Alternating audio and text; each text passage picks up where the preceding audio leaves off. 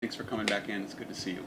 So I wanted to check in about some of the things we talked about last time, the things you said were up for you that felt important, and make sure that I heard you right.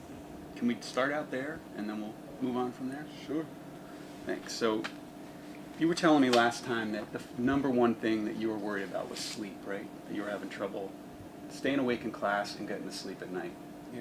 So this is in my category for action. We want to focus on that. Okay. Okay.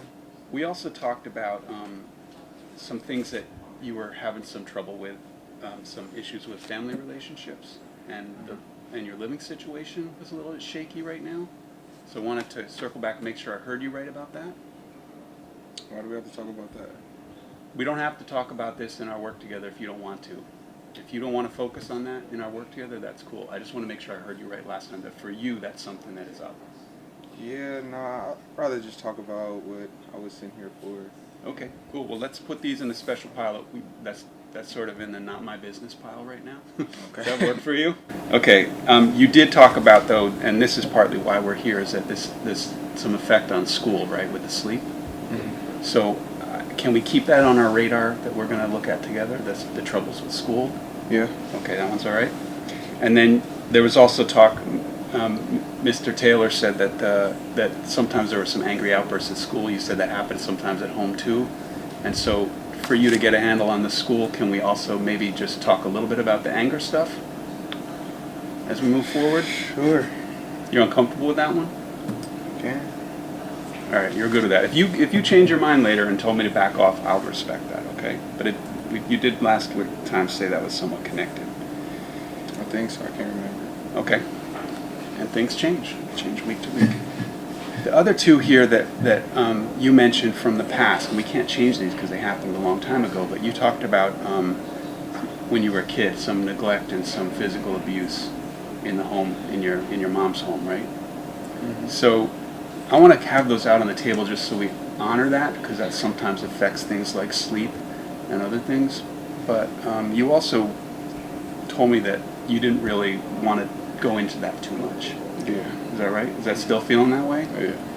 Can we keep them on the table together and just in the back of our mind so that maybe down the road you'll want to talk about them more? If you don't want to, it's fine, but just keep them in a place where we're going to have some view on them together. Sure. I won't pry into that. And again, if it feels like I am, tell me to back off, I will. But I don't want to lose sight of it because I want to help you tackle this stuff, and I have a suspicion that sometimes these might be connected, but it's really up to you. All right.